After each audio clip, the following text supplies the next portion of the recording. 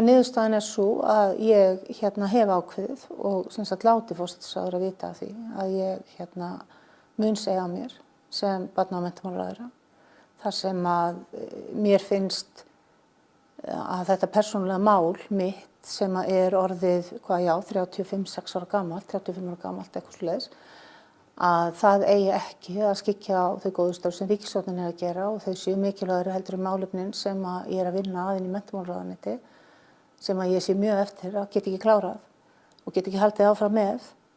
En ég geri mig grein fyrir því, bara í því fjölmiðlaumhverfi sem er í dag, að þetta myndi aldrei fá að liggja.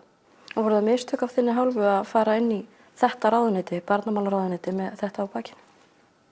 Ég í rauninni tel það ekki vera. Ég er ekki sama manneskjan og ég var þegar ég var 22 ára gömul og það hefur ansi margt gerst í lífinu síðan.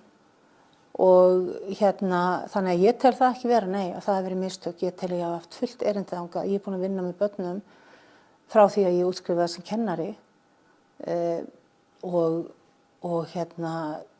eins og ég segi, ég bara brenn fyrir þau málefni sem er inn í menntamálaráðuneytinu. En hvers vegna tekur þessa ákvörðun? Gerðirðu mistök? Braustu á viðkomandi? Nei, ég gerði það ekki.